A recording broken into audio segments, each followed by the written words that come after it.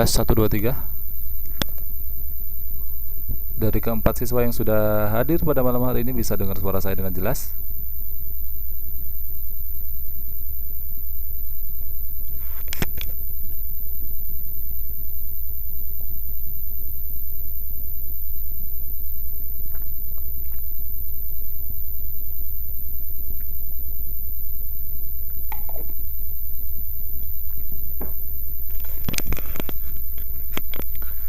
Cek 1 2 3. Halo, selamat malam rekan-rekan sekalian. Apakah dari keempat siswa yang sudah hadir pada malam hari ini bisa dengar suara saya?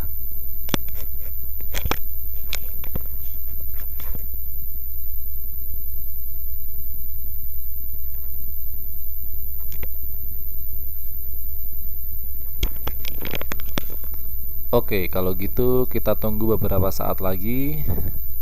Dalam 3 sampai 4 menit ke depan kita akan segera mulai kelasnya ya.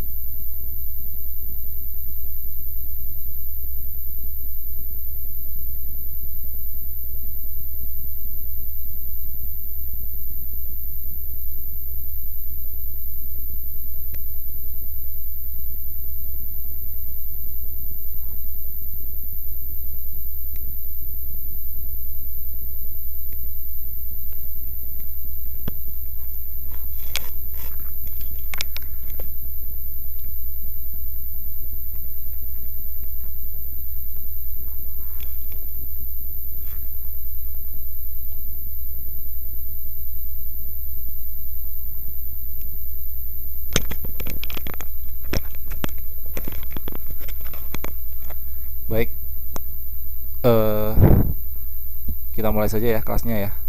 Ini sudah ada 6 siswa yang masuk. Terakhir Mbak Mimi masuk. Selamat datang Mbak Mimi, dan selamat datang saya ucapkan kepada semua siswa ya yang sudah masuk di kelas IPS. Saya kira kita mulai saja kelas kita pada malam hari ini. Sebelumnya saya buka dulu. Assalamualaikum warahmatullahi wabarakatuh.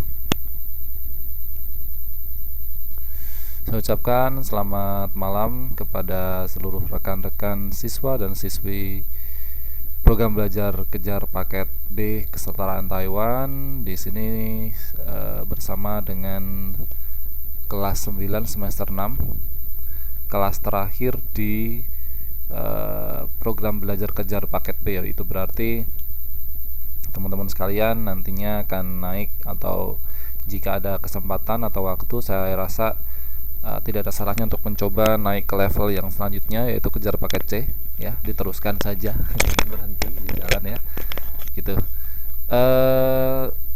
Saya ucapkan selamat datang kembali dan selamat berjumpa kembali dengan saya Pak Arik di kelas yang seperti biasanya kita laksanakan bersama-sama, yaitu kelas ilmu pengetahuan sosial untuk kelas 9 semester 6 program belajar kejar paket B kesetaraan Taiwan ya.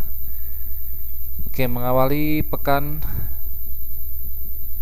hari Senin ini tanggal 20 Februari tahun 2017, dimana sudah mendekati akhir-akhir bulan dan akan berganti ke bulan baru. Mudah-mudahan walaupun ada di akhir bulan, biasanya identik dengan limitnya kantong ya, atau sudah mendekati minus ya. Begitu. Tapi insya Allah mudah-mudahan walaupun akhir bulan dan kantongnya semakin terkuras, teman-teman masih semangat dalam melaksanakan aktivitasnya, baik bekerja, belajar sebagai siswanya ya.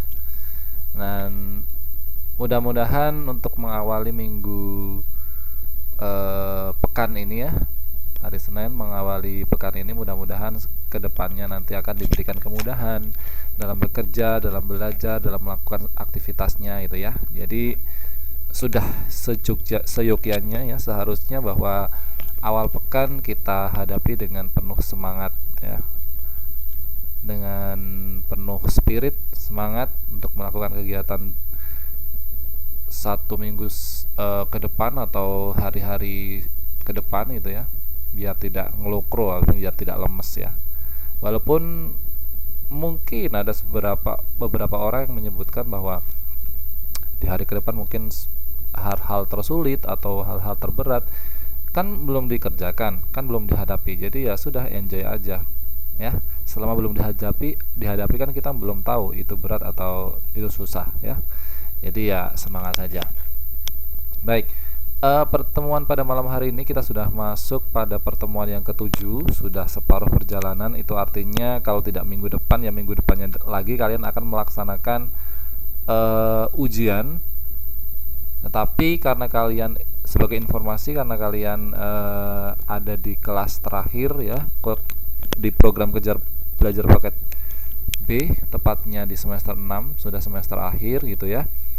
Jadi untuk kelas kalian tidak akan ada UTS, tidak akan ada ujian tengah semester, tetapi nanti akan diganti namanya menjadi ujian akhir kesetaraan ya, ujian akhir kesetaraan atau ujian pendidikan kesetaraan gitu ya, UPK kalau nggak salah namanya. Dan kemarin saya sudah menyerahkan dan menyetorkan soal IPS kepada bidang akademik.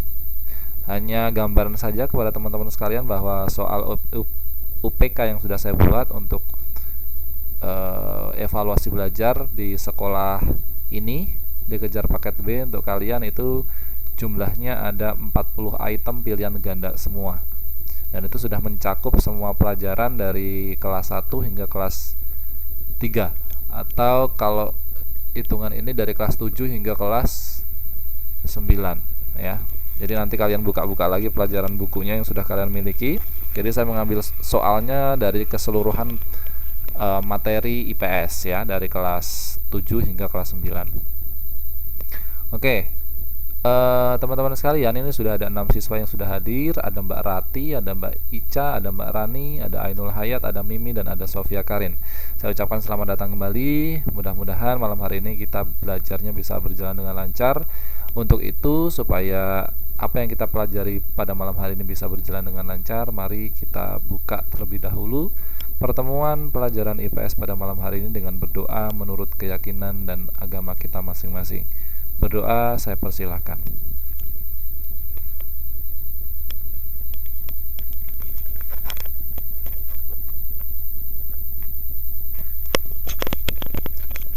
Berdoa selesai. Baik, sampai detik ini dari ke-6 siswa yang sudah masuk bisa dengar suara saya dengan jelas ya, ataupun bisa lihat papan tulis dengan jelas, karena di sini sudah saya tampilkan untuk materi yang akan saya sampaikan pada malam hari ini.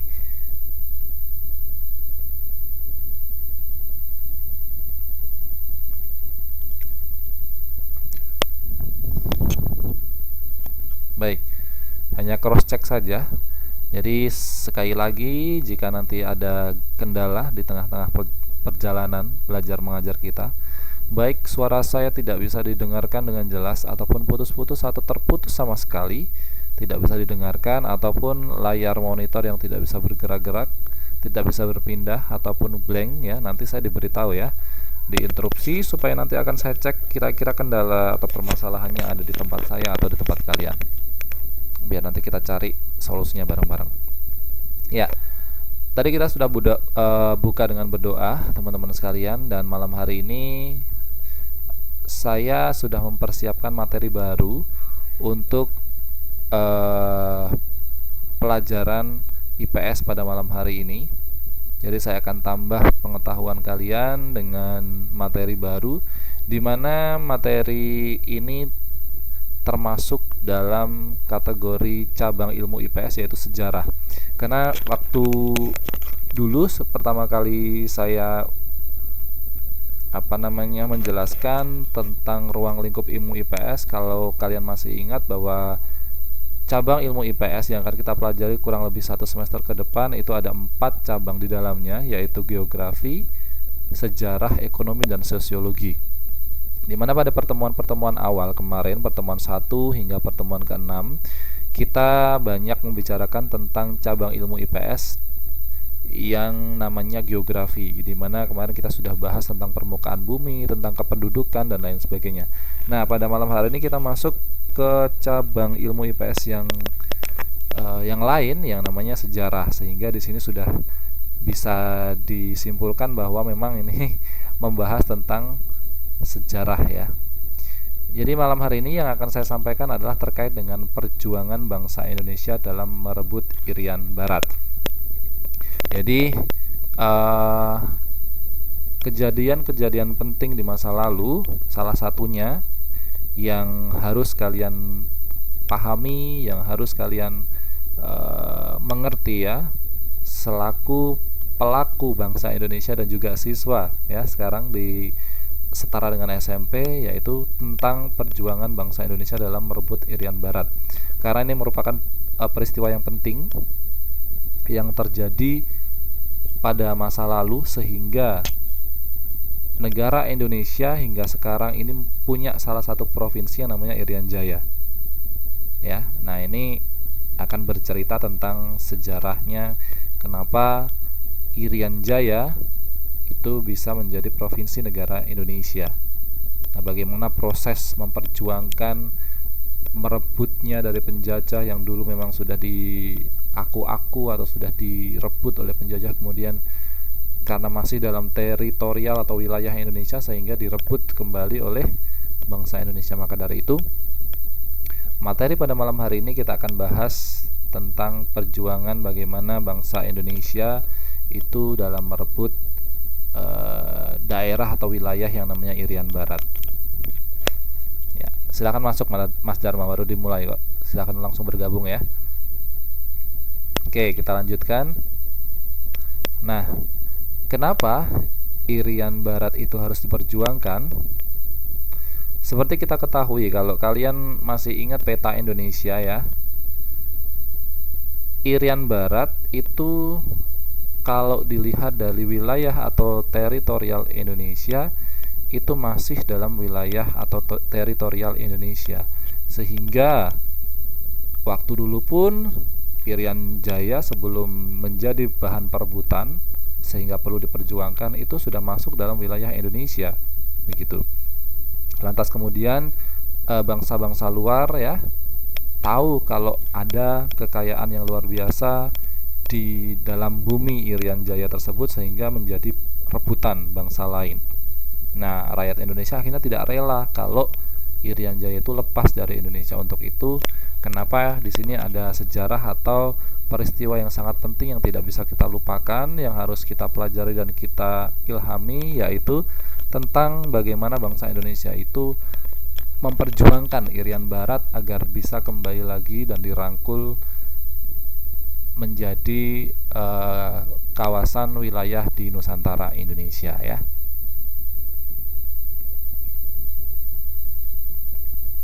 Baik, ini latar belakangnya terjadinya perebutan atau peristiwa perjuangan bangsa Indonesia dalam memperjuangkan kembalinya Irian Barat. Kita awali dari konferensi meja bundar ya. Jadi waktu itu kita awali dengan peristiwa konferensi meja bundar yang dilakukan pada tanggal 23 Agustus hingga tanggal 2 November tahun 1949, tepatnya setelah Indonesia merdeka ya. Nah, konferensi meja bundar ini dilakukan di Den Haag ya. Dilakukan di Den Haag dengan beberapa hasil yang sudah diputuskan. Yang pertama, Belanda mengakui kedaulatan Indonesia kecuali status Irian Barat yang akan dibicarakan setahun setelah pengakuan kedaulatan. Jadi isi dari konferensi meja bundar itu adalah salah satunya bahwa Belanda telah mengakui kedaulatan Indonesia. Artinya memang sudah diputuskan wilayah-wilayah tertentu ya, berbagai macam wilayah baik dari Sumatera, Kalimantan, Jawa dan sebagainya itu menjadi wilayah Indonesia. Jadi setelah Belanda kalah dan Indonesia memproklamirkan proklamasi kemerdekaannya pada tahun 1945, kemudian 1949 ini dirundingkanlah sebuah perundingan, yaitu konferensi meja bundar di Den Haag, yang salah satu isinya adalah Belanda mengakui kedaulatan Indonesia. Tetapi kedaulatan Indonesia itu belum murni semua wilayah itu masuk dalam kedaulatan Indonesia. Maka dari itu di sini ada perkecualian, status Irian Baratnya belum jelas. Irian Jaya belum jelas masuk lagi ke wilayah Indonesia atau tidak, karena dari keputusan tersebut diputuskan bahwa Irian Barat ini baru akan dibicarakan statusnya apakah direbut Belanda atau kembali ke Indonesia setelah setahun konferensi meja bundar itu dilaksanakan. Kemudian akhirnya setelah menunggu setahun ya, tepatnya tahun 1950, masalah Irian Barat belum juga diselesaikan oleh Belanda. Jadi Belanda itu terkesan mengolor-ngolor waktu, kemudian mencuri start atau mencurangi bangsa Indonesia ya, karena diulur-ulur terus. Tahun 1950 Irian Jaya belum juga diselesaikan urusannya dari Belanda. Nggak apa-apa Mbak Huda, silahkan masuk, silahkan bergabung saja. Dan akhirnya setelah diulur-ulur hingga ditunggu sesuai dengan kesepakatan harusnya tahun 1950 atau 1 tahun setelah konferensi meja bundar, status Irian Jaya harus jelas harusnya, tetapi belum kunjung juga diselesaikan. Akhirnya Belanda pun tidak menyerahkan Irian Jaya kepada Republik Indonesia. Ini latar belakangnya ya, diawali dengan konferensi meja bundar yang harusnya Irian Jaya itu diselesaikan statusnya setelah setahun konferensi, tetapi sampai setahun selesai ya, sampai 1950 dilewati, Belanda tidak kunjung menyerahkan Irian Jaya kepada Republik Indonesia. Itu latar belakang yang pertama. Nah, Untuk itu membuat geram kemudian rakyat Indonesia atau bangsa Indonesia menjadi geram ya. Karena apa? Karena Belanda ingkar janji ya. Harusnya 1 tahun setelah konferensi meja bundar kawasan Irian Jaya itu terselesaikan. Tetapi apa yang terjadi? Belanda tidak kunjung memberikan Irian Jaya atau status Irian Jaya kembali ke kedaulatan rakyat Indonesia, sehingga rakyat Indonesia, bangsa Indonesia menjadi geram, dan akhirnya bangsa Indonesia mencanangkan sebuah ide ya untuk membebaskan Irian Barat dari cengkraman Belanda, yaitu dengan dua cara. Yang perlu kalian pahami, ada dua cara pembebasan yang dilakukan oleh bangsa Indonesia dalam merebut Irian Jaya atau memerdekakan Irian Jaya kembali ke Indonesia. Yang pertama adalah dengan cara diplomasi. Kemudian yang kedua adalah dengan cara konfrontasi. Nah, apa bedanya? Diplomasi itu adalah cara yang dilakukan dengan perundingan. Ya, jadi dengan baik-baik gitu ya, mengundang pihak Belanda, kemudian mengundang pihak Indonesia, dan juga mengundang pihak saksi-saksi yang mendukung Belanda maupun Indonesia, kemudian mengundang pihak-pihak yang bisa menengah ya, kita bermusyawarah gitu dalam satu meja, memutuskan yang terbaik dengan alasan-alasan tertentu, dengan melakukan perundingan ya, musyawarah, rapat gitu ya. Itu namanya diplomasi. Kemudian hal yang dilakukan lagi adalah konfrontasi. Konfrontasi itu lebih kasar ya. Dia tidak lagi merundingkan, tetapi dia gencatan senjata.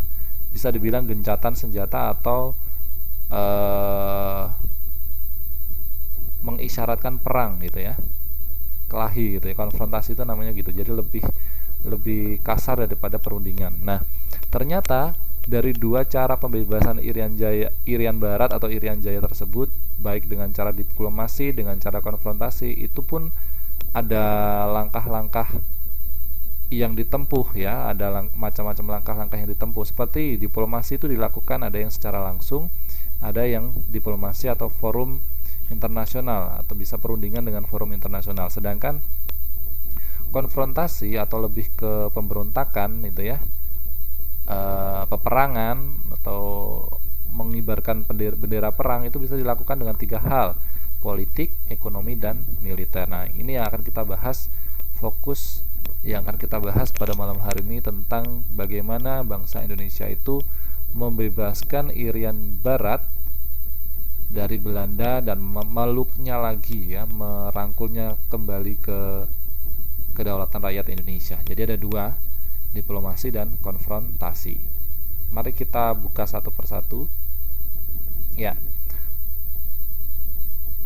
Seperti yang sudah saya katakan tadi, kita akan bahas satu persatu, yaitu yang pertama, perjuangan bangsa Indonesia dalam merebut Irian Barat dengan cara diplomasi.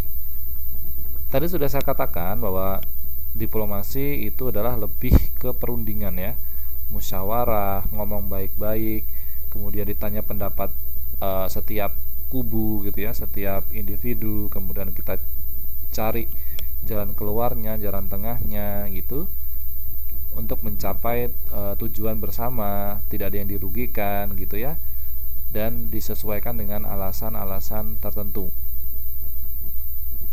Nah, apa yang bisa dilakukan oleh bangsa Indonesia dengan perjuangan secara diplomasi ini?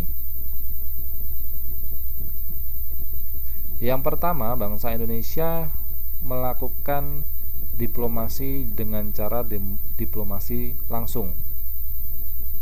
Ya. Nah, tadi sudah saya katakan bahwa diplomasi itu merupakan perundingan, musyawarah, atau pertemuan gitu ya, duduk dalam satu meja gitu. Nah, Indonesia itu berupaya supaya Belanda itu mengadakan perundingan dengan Indonesia. Jadi punya iktikat baik bangsa Indonesia itu dalam dalam proses merebut Irian Barat kembali lagi ke Indonesia. Jadi pertama kali yang bangsa Indonesia lakukan itu bukan dengan kekerasan terlebih dahulu, tetapi dengan cara diplomasi, dengan perundingan.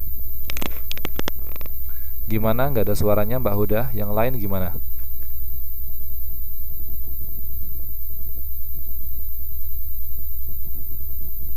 Cek 1 2 3, yang lain bisa dengar suara saya?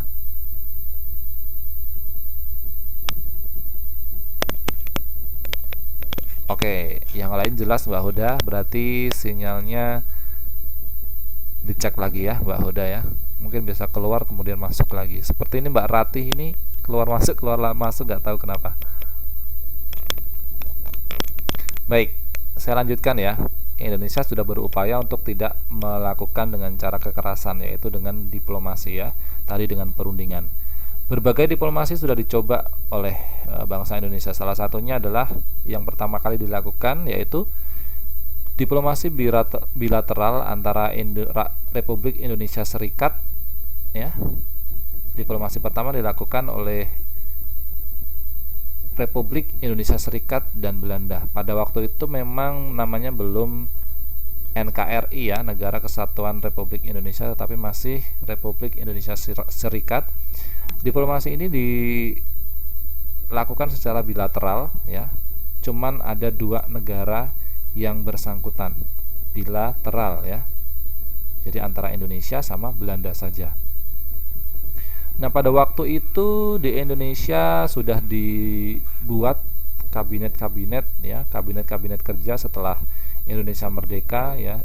Sehingga diplomasi bilateral antara Indonesia dan Belanda ini dimulai dari kabinet Natsir, kemudian terus menerus ya, karena tidak ada titik temu, dilanjutkan sampai dengan kabinet Sukiman Wilopo. Jadi dua kabinet langsung yang melakukan prosesi diplomasi bilateral antara Indonesia dan Belanda ini dalam menyelesaikan permasalahan Irian Barat. Nah, kabinet Natsir dan kabinet Sukiman Wilopo ini bersama-sama membentuk komite untuk Irian Jaya pada tahun 1950, karena pada tahun itu tepat 1 tahun setelah konferensi meja bundar selesai dan Belanda tidak kunjung memberikan memberikan penyelesaian terkait dengan status Irian Jaya tersebut, sehingga melalui kabinet Natsir dan kabinet Sukiman, Indonesia kemudian membentuk komite untuk Irian Barat dengan diplomasi bilateral antara RIS atau Rakyat Indonesia Serikat atau Indonesia pihaknya dengan Belanda. Nah, ternyata cara diplomasi secara langsung antara Indonesia dan Belanda itu tidak membuahkan hasil. Ya, tidak berhasil. Nah, apa yang terjadi? Belanda tetap berusaha untuk menduduki Irian Barat. Nah, ini cara diplomasi langsung tidak sukses atau tidak berhasil. Apa penyebab ketidakberhasilan tersebut? Ya, ini ada beberapa sebab kenapa diplomasi secara langsung antara Indonesia dan Belanda tidak berhasil. Yang pertama, adanya sikap anti-Indonesia. Jadi masih ada bangsa-bangsa Indonesia yang anti terhadap Indonesia, anti kalau wilayah-wilayahnya bersatu menjadi negara yang namanya Indonesia, sehingga itu akan menyulitkan suaranya menjadi malah mendukung Belanda gitu untuk menduduki Irian Jaya daripada menyatukan semua wilayah menjadi negara kesatuan Republik Indonesia, karena ada sikap anti Indonesia ya, ini menyulitkan. Kemudian yang kedua, sikap anti Indonesia ini diikuti dengan memperkuat militer Belanda di Irian Barat.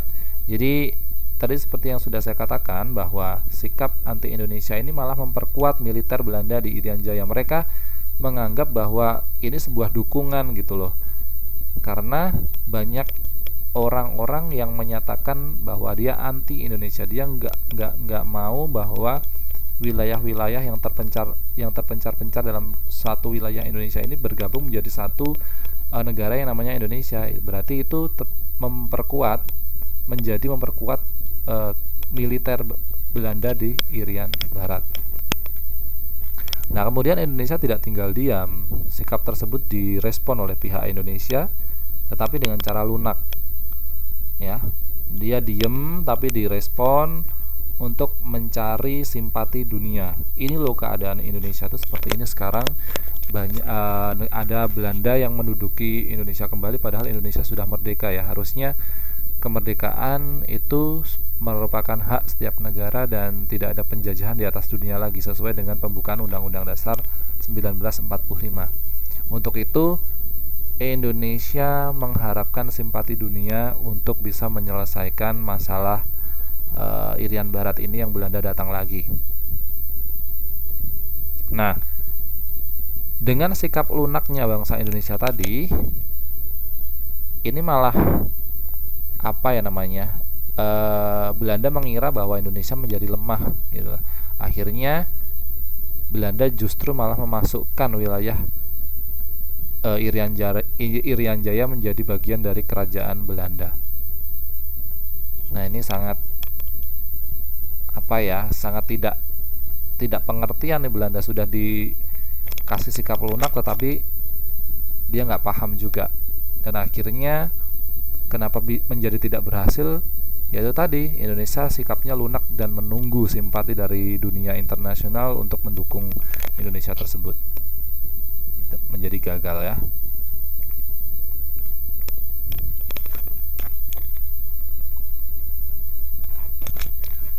Nah, untuk itu ini ya, tadi sistemnya ada kabinet Natsir, kemudian kabinet Sukiman. Akhirnya membentuk komite bersama ini untuk pemahaman dari diplomasi secara langsung tadi. Ternyata tidak berhasil dengan perundingan dengan Belanda. Kenapa? Ya, Belanda berusaha untuk tetap menduduki Irian Barat. Belanda memasukkan Irian Barat kemudian ke dalam wilayah kerajaan Belanda. Nah, ini sangat tidak adil ya. Baik, kita lanjutkan. Setelah diplomasi langsung itu dilakukan dan tidak berhasil, maka cara yang kedua yang dilakukan bangsa Indonesia adalah dengan diplomasi forum internasional. Jadi berusaha untuk mencari simpati internasional untuk mendukung bangsa Indonesia. Nah, diawali pada masa kabinet Ali Sastro Amijoyo I, itu dilanjutkan kemudian dengan kabinet Burhanuddin Harahap. Masalah Irian Barat kemudian dibawa ke forum dunia, yaitu ke Forum Perserikatan Bangsa-Bangsa atau PBB. Nah, apa yang terjadi? Dua kabinet langsung yang menangani tentang masalah Irian Barat yang dibawa kemudian ke forum PBB ini ternyata tidak berhasil juga. Lah, apa sebab dari ketidakberhasilan itu? Apa yang menyebabkan bahwa perundingan yang dilakukan oleh kabinet Ali Sastro Amijoyo dan kabinet Burhanuddin Harahap ini tidak berhasil? Itu disebabkan karena Belanda bisa meyakinkan ke PBB, Perhimpunan Bangsa-Bangsa ya, bahwa masalah Irian Barat itu merupakan masalah bilateral antara Indonesia dan Belanda. Jadi tidak seharusnya organisasi atau lembaga dunia sekelas PBB itu ikut campur dalam menangani masalah Irian Barat. Karena tadi di diplomasi secara langsung sudah ada perjanjian bahwa memang masalah Irian Barat itu menjadi masalah bilateral, hanya masalah dua kubu negara antara Indonesia dan Belanda. Tidak seharusnya Badan Dunia atau Perserikatan Bangsa-Bangsa PBB sekelas PBB itu ikut campur dalam masalah Irian Barat tersebut ya. Nah, akhirnya dilakukanlah sidang, di mana hasil perolehan suara dalam sidang umum PBB ternyata lebih banyak mendukung Belanda, dan Indonesia tidak mampu memperoleh 2/3 suara, walaupun negara-negara Asia Afrika itu mendukung Indonesia. Nah, ada apa ini? Jadi diplomasi forum internasional pun tidak berhasil. Pemungutan suara tentang masalah Irian Barat tersebut ternyata forum-forum PBB itu banyak yang mendukung Belanda daripada Indonesia. Indonesia hanya memperoleh kurang dari sepertiga suara, tidak mampu memperoleh 2/3 suara sehingga kalah. Padahal yang datang itu banyak negara Asia dan Afrika yang notabene mereka secara tidak langsung bisa dilihat itu mendukung Indonesia. Tetapi buktinya ketika sidang umum kalah kita, tidak mendapatkan 2/3 suara, jadi kalah ya. Nah, tapi Indonesia tidak tinggal diam dong dengan usaha tersebut. Ada usaha lain dalam forum internasional ini yang dilakukan oleh bangsa Indonesia, yaitu menggalang dukungan dari negara Asia. Ya, diadakanlah kemudian konferensi Asia Afrika pada tahun 1955 di Bandung. Tetapi usahanya tetap belum berhasil. Wah, coba, memang keberhasilan itu memang keberhasilan itu merupakan kegagalan yang tertunda, atau gimana sih puisinya pepatahnya? Oh, kegagalan itu merupakan keberhasilan yang tertunda, gitu ya. Jadi memang seseorang yang mau berhasil itu ya biasanya harus gagal terlebih dahulu. Dan gagalnya itu ada yang gagal cuma sekali, ada yang gagal berkali-kali, ada yang gagal banyak-banyak kali. Tergantung bagaimana seseorang itu kuat dan mampu untuk bertahan serius terhadap capaian apa yang ingin mereka capai, gitu. Sehingga hasil akhirnya ketika mereka sukses, dia tidak akan pernah melupakan apa yang dilakukan, apa yang diusahakan ketika berusaha untuk mencapai sukses tersebut ya. Sehingga di sini kenapa perlu dijelaskan kepada kalian tentang masalah ini, tentang peristiwa ini, karena memang untuk merebut Irian Jaya itu prosesnya panjang. Dan ketika nanti akhirnya berhasil, nah itulah yang harus diingat-ingat ya, betapa bersyukurnya setelah perjuangan berkali-kali, bertubi-tubi gitu, akhirnya kita bisa sukses, bisa mendapatkan apa yang kita inginkan, bisa memperjuangkan apa yang kita impikan. Itu tentu saja proses yang berdarah-darah tersebut tidak bisa kita lupakan ya, gitu. Nah, diplomasi secara langsung, diplomasi forum internasional belum juga berhasil. Apa yang dilakukan Indonesia kemudian? Nah, kemudian pemerintah Republik Indonesia memutuskan hubungan diplomatik dengan Belanda dengan membubarkan Uni Indonesia dan Belanda. Nah, tadi kan perundingannya dengan diplomatik ya, dengan perundingan, dengan musyawarah dan sebagainya. Ternyata tidak mencapai hasil. Sudah perundingan langsung atau diplomatisasi secara langsung, kemudian diplomatisasi secara internasional tidak berhasil. Akhirnya pemerintah Republik Indonesia memutuskan untuk stop hubungan diplomasi dengan Belanda, begitu. Nah, ini kalian bisa lihat bagannya tadi supaya untuk bisa memudahkan kalian untuk mengingat-ingat ya. Kabinet Ali Sastro Amijoyo I dan kemudian Kabinet Burhanuddin Harahap itu dia membawa masalah Irian Barat ini ke PBB. Kemudian apa yang terjadi? Belum berhasil juga. Diplomasi internasionalnya belum berhasil. Nah, kenapa? Kemudian tidak tinggal diam Indonesia. Kenapa belum berhasil? Karena Belanda tadi ya meyakinkan PBB bahwa masalah Irian Barat itu merupakan masalah bilateral antara Indonesia dan Belanda. Tidak seharusnya PBB ikut campur. Nah, kemudian Indonesia menggalang usaha lain, yaitu dengan dukungan Asia Afrika melalui konferensi Asia Afrika, tetapi belum berhasil juga. Nah, apa yang dilakukan kemudian? Jalan yang dilakukan kemudian adalah setelah perundingan secara lembut tidak berhasil, akhirnya Indonesia menempuh dengan jalan kekerasan ya, atau lebih keras daripada jalan perundingan tadi, yaitu dengan konfrontasi. Perjuangan dengan atau melalui konfrontasi.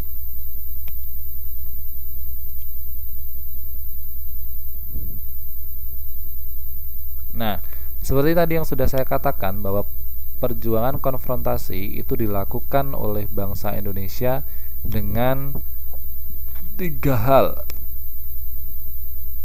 Yang pertama adalah dengan konfrontasi politik, kemudian dengan konfrontasi ekonomi, kemudian konfrontasi militer. Nah, ini Indonesia sudah siap untuk mengumandangkan bendera perang ya di sini ya. Dan tiga hal yang dilakukan bangsa Indonesia dalam memperjuangkan Irian Barat dengan cara konfrontasi ini adalah dengan konfrontasi di bidang politik, konfrontasi di bidang ekonomi, serta konfrontasi di bidang militer. Nah, bagaimana caranya? Apa saja yang dilakukan oleh bangsa Indonesia dalam proses konfrontasi itu sendiri? Konfrontasi itu adalah apa ya namanya? Bisa dikatakan dengan penyelesaian masalah dengan cara yang lebih ganas daripada perundingan ya.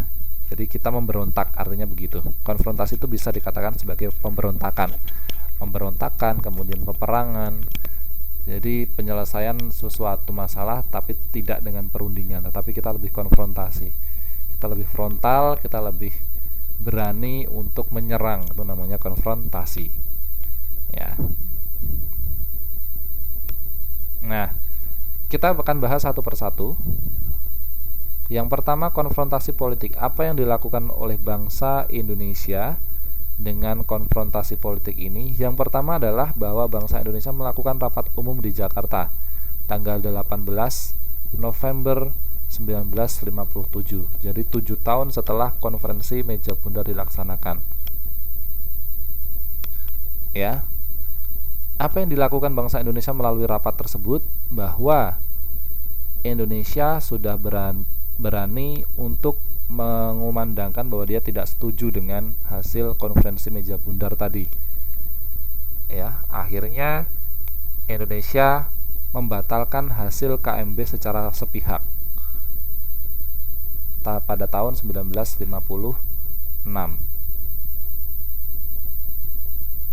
Nah, dengan pembatalan tersebut dia tidak langsung cawe-cawe kepada Belanda ya ini tak batalin gitu, harus dirundingkan terlebih dahulu, enggak.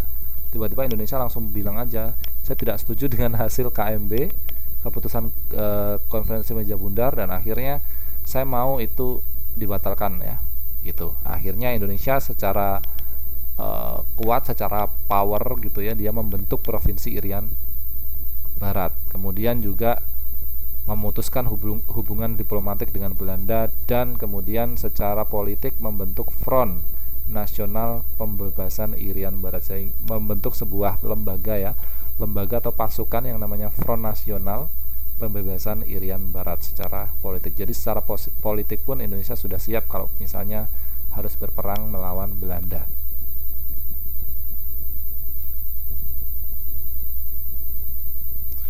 Kemudian di bidang ekonomi, apa konfrontasi yang dilakukan oleh Indonesia? Aksi mogok besar-besaran para buruh yang bekerja pada perusahaan Belanda yang dilakukan pada tanggal 2 Desember 1957. Jadi harapannya yang ada di pikiran bangsa Indonesia pada saat itu adalah biar pabrik-pabrik atau perusahaan-perusahaan Belanda yang ada di Indonesia tersebut kekurangan tenaga kerja, dan akhirnya Belanda defisit pemasukan ya. Kalau tidak ada buruh-buruh yang bekerja pada mogok, itu kan pabriknya tidak jalan, perusahaannya tidak jalan ya, warung-warung pun tidak bisa jalan. Akhirnya bisa memperburuk keadaan ekonomi Belanda begitu. Karena pada waktu itu memang banyak sekali lembaga-lembaga, perusahaan-perusahaan, serta apa ya, semacam bisnis ya, yang memperkerjakan buruh-buruh Indonesia untuk Belanda. Nah, ketika Indonesia kemudian memutuskan untuk berkonfrontasi dengan Belanda melalui bidang ekonomi ini, yang dilakukan salah satunya bisa dengan aksi mogok para buruh, sehingga bisa menekan biaya pemasukan Belanda dan Belanda bisa defisit pemasukan. Kemudian Indonesia melarang perusahaan penerbangan Belanda mendarat ke Indonesia. Jadi sudah mulai tegas bahwa Belanda tidak boleh mendarat ke Indonesia. Nah, dengan hal itu otomatis dari sisi ekonomi ya, barang-barang yang diimpor dari Belanda tidak bisa masuk ke Indonesia dan akhirnya bisa menghambat pemasukan atau income Belanda tersebut khususnya di negara Indonesia ya, gitu. Kemudian pengambilan atau nasionalisasi perusahaan Belanda di Indonesia melalui peraturan pemerintah nomor 23 tahun 58. Jadi mulai nih karena Indonesia dijajah ya sudah sekian lama, dia sudah paham bagaimana caranya untuk bertindak tegas mengikuti hal atau cara yang sama yang dilakukan oleh Belanda atau para penjajah yang lainnya. Dia mulai geram, bangsa Indonesia ini mulai ada power, ada kekuatan untuk menentang. Jadi perusahaan-perusahaan yang ada di Indonesia, perusahaan Belanda itu mulai diakuisisi oleh bangsa Indonesia, dinasionalisasi. Artinya dinasionalisasi itu diambil kemudian menjadi perusahaan Indonesia, tidak lagi perusahaan Belanda, seperti itu. Sehingga dengan akuisisi atau dengan menasionalisasikan perusahaan Belanda itu juga bisa menurunkan produktivitas atau menurunkan income negara Belanda. Itu konfrontasi ekonomi yang dilakukan. Kemudian yang selanjutnya yang dilakukan adalah konfrontasi militer. Ya, konfrontasi militer itu kemudian dilakukan oleh bangsa Indonesia. Jadi konfrontasi militer ini sudah semakin atau lebih parah daripada konfrontasi ekonomi atau politik. Jadi konfrontasi militer ini lebih ke ready for fight gitulah. Ya, artinya sudah siap untuk benar-benar perang ya, perang fisik. Bukan lagi perang argumen, bukan lagi perang pendapat atau perang dalam meja diskusi, bukan seperti itu. Tapi yang namanya konfrontasi militer ini sudah memang gencatan senjata yang ditawarkan atau yang kemudian dipikirkan oleh bangsa Indonesia untuk dilakukan melawan Belanda dalam pembebasan Irian Barat. Nah, konfrontasi militer yang dilakukan oleh bangsa Indonesia yang terkenal ada dua konfrontasi ini.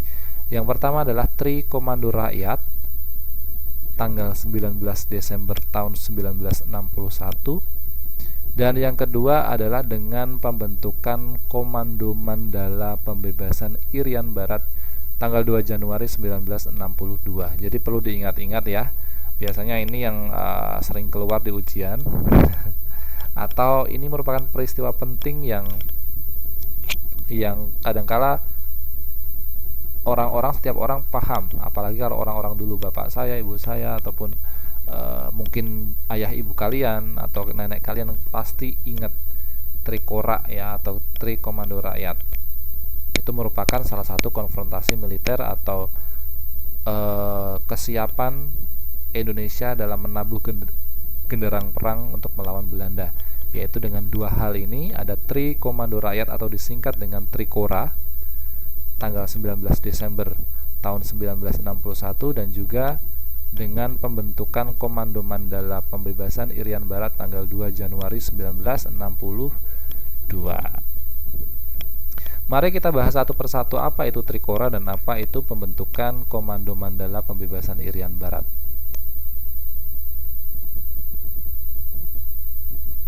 Oke, kita bahas satu persatu. Yang pertama adalah Tri Komando Rakyat atau yang namanya Trikora. Yang tadi sudah saya sebutkan bahwa Trikora ini dipublish atau diperintahkan untuk dilaksanakan pada tanggal 19 Desember 1961, tepatnya di kota atau di provinsi Yogyakarta. Tri Komando Rakyat ini dikumandangkan di Yogyakarta tanggal 19 Desember 1961. Apa isi dari Tri Komando Rakyat? Yang pertama adalah gagalkan pembentukan negara boneka Papua buatan Belanda kolonial. Jadi Belanda itu merencanakan sesuatu hal pada waktu itu, yaitu dengan membuat negara boneka Papua buatan Belanda kolonial.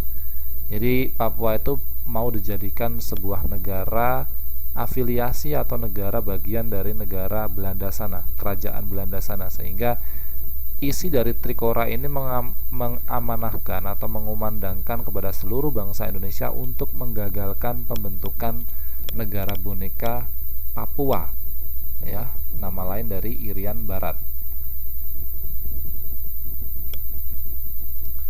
Kemudian komando yang selanjutnya, ya, komando yang kedua yaitu kibarkan sang merah putih di Irian Barat sebagai tanah air Indonesia. Jadi komando yang selanjutnya adalah perintah untuk mengibarkan sang merah putih di Irian Barat tanah air Indonesia. Ini artinya dengan mengibarkan sang merah putih di Irian Barat itu kan artinya untuk memerdekakan atau membuat Irian Barat itu merdeka dan bergabung dengan tanah air Indonesia. Kemudian yang tiga adalah bersiaplah untuk mobilisasi umum mempertahankan kemerdekaan dan kesatuan tanah air dan bangsa Indonesia. Nah, namanya mobilisasi umum itu adalah memerintahkan kepada seluruh rakyat dan bangsa Indonesia untuk siap-siap jika nanti di suatu wilayah, kebetulan waktu itu adalah yang dibahas adalah Irian Barat, perlu bantuan terkait dengan senjata, ya, setiap rakyat harus bersiap untuk mobilisasi, berpindah, ya, untuk membantu peperangan atau membantu prosesi dalam merebut provinsi Irian Barat untuk bisa kembali lagi ke Indonesia atau kesatuan tanah air dan bangsa. Jadi itu adalah isi dari Tri Komando Rakyat di Yogyakarta pada tanggal 19 Desember tahun 1961. Nah, tadi kan saya sudah menyebutkan bahwa ada dua konfrontasi militer, yaitu salah satunya tadi sudah saya jelaskan, yaitu Trikora, Tri Komando Rakyat yang disampaikan atau dikumandangkan di Yogyakarta pada bulan Desember 1961. Nah, ini yang kedua adalah dengan pembentukan Komando Mandala Pembebasan Irian Barat, yaitu tanggal 2 Januari 1962.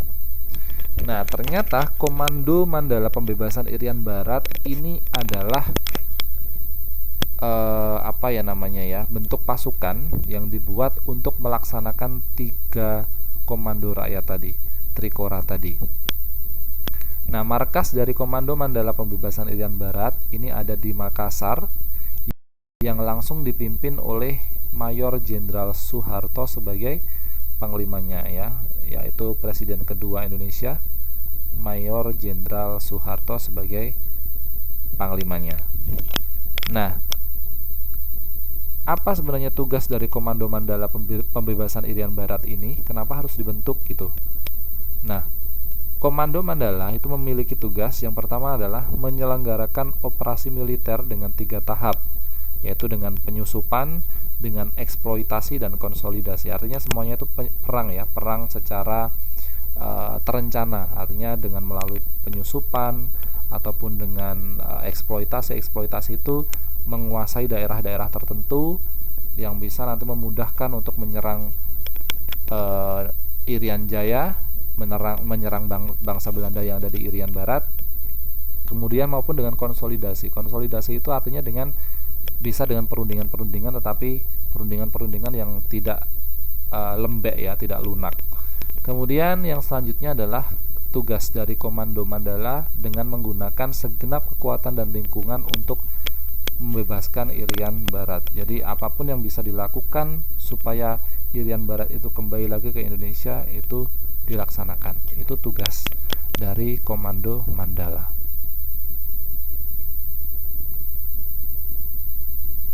Oke.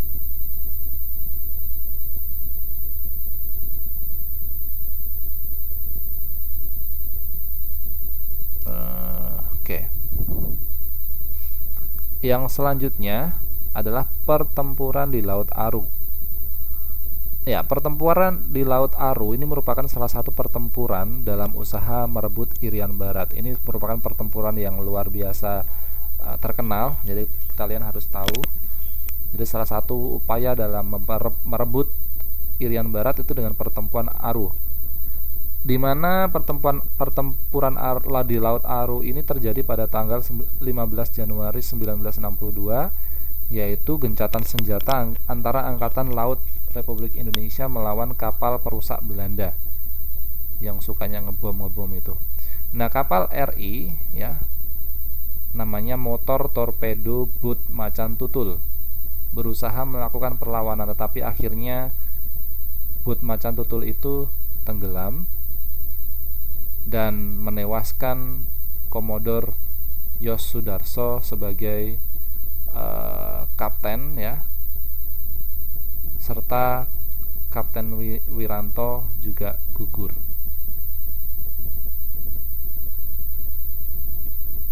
Nah, ini tadi peristiwa pertempuran di Laut Aru ya. Nah, kenapa ini muter-muter sinyalnya? Oke.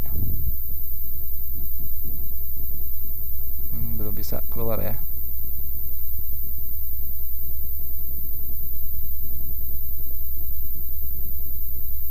Kenapa lama?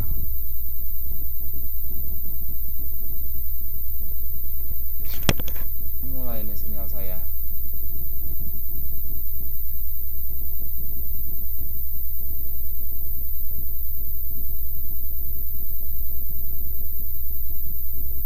Ya, kita lanjutkan.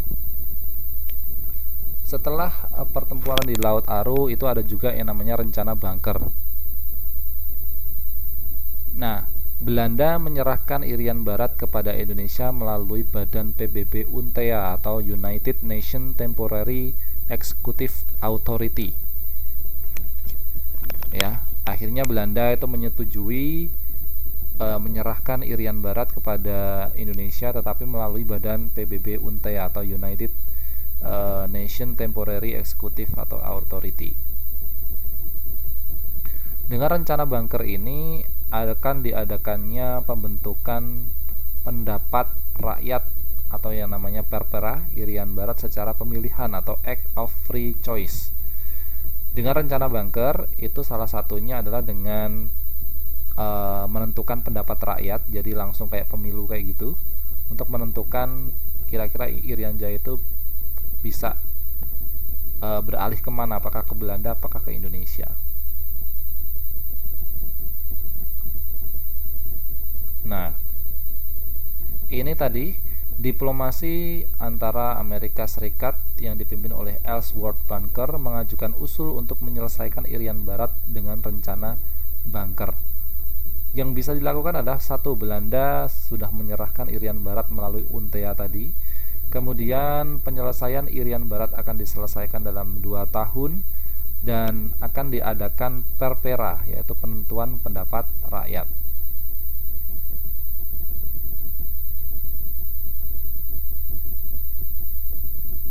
Ya, dari kubu Indonesia dan kubu Belanda, entah lama sekali sih. Indonesia menerima tawaran tersebut ya, bahwa Belanda menyerahkan Irian Jaya melalui UNTEA, kemudian penyelesaian Irian Barat dalam 2 tahun dan akan diadakan penentuan suara rakyat. Indonesia menerima, Belanda menolak. Dan akhirnya Amerika Serikat pun terus mendesak Belanda untuk menolak.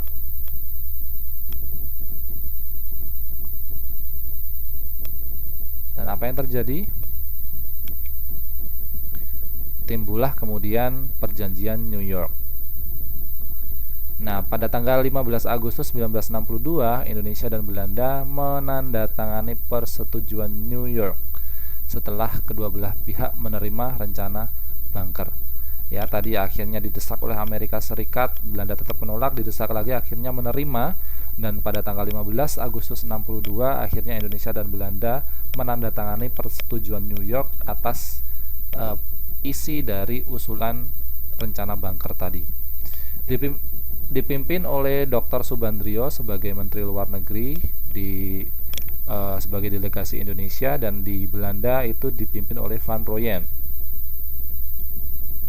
dalam perjanjian penandatanganan New York tersebut. Isinya apa? Yang pertama, Mulai tanggal 1 Oktober 1962, kekuasaan Belanda atas Irian Barat berakhir dan diserahkan kepada Indonesia melalui UNTEA. Kemudian yang kedua, mulai tanggal 31 Desember 1962, bendera merah putih dikibarkan di samping bendera PBB.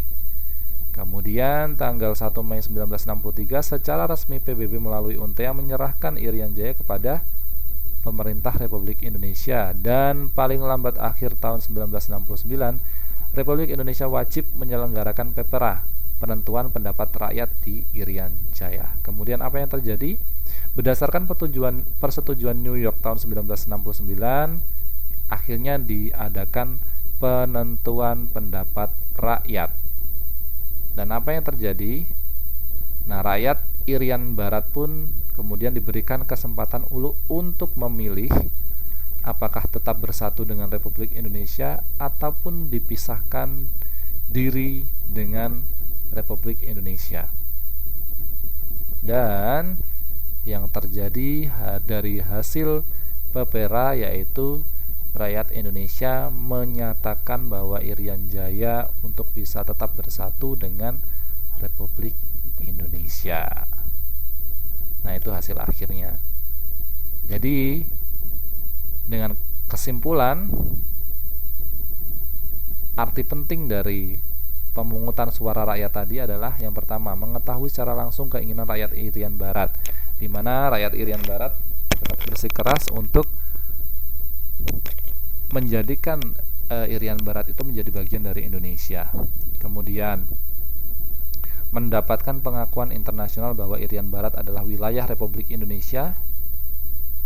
Itu arti penting dari PEPERA. Nah, apa yang terjadi pada akhirnya? Endingnya adalah sesuai dengan persetujuan New York, maka pada tanggal 1 Mei 1963 Irian Barat diserahkan kepada Indonesia. Dan untuk menentukan pendapat rakyat Irian Barat apakah ingin tetap bersatu dengan Republik Indonesia atau berdiri sendiri, maka diadakan penentuan pendapat rakyat tadi pada bulan Agustus 69, dan hasil PEPERA tersebut menerima bahwa Irian Jaya kembali lagi ke wilayah Republik Indonesia dan semuanya diterima pada sidang umum PBB. Nah, itulah sejarah singkat tentang perjuangan bangsa Indonesia merebut Irian Barat. Ada yang mau ditanyakan? Kita masih ada waktu 3 menit untuk closing.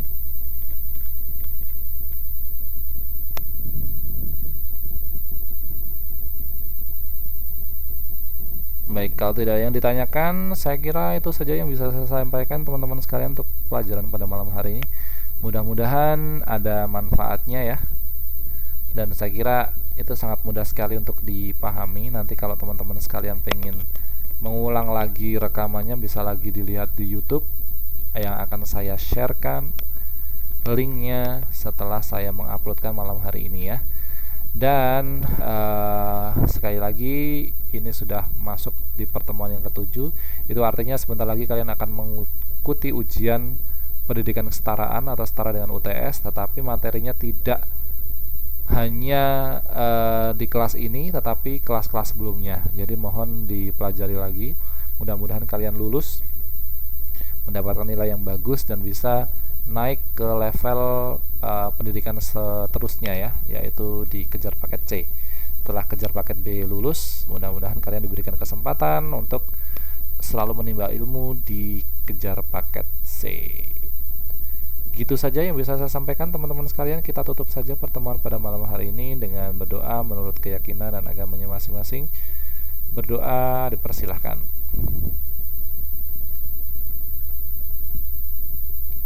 Berdoa selesai, ya kita tukeran kelas dengan Pak Dery ya. Saya akan bertukar dengan kelas 11. Nanti kalian akan diajar oleh Pak Dery di kelas keterampilan fungsional kalau nggak salah ya. Ya, saya tutup. Selamat berjumpa lagi di pertemuan yang akan datang di pertemuan minggu depan. Mudah-mudahan diberikan kesempatan dan kesehatan. Dari saya kurang lebihnya mohon maaf. Saya tutup. Assalamualaikum warahmatullahi wabarakatuh. Selamat mengikuti kelas selanjutnya dan selamat beristirahat. See you.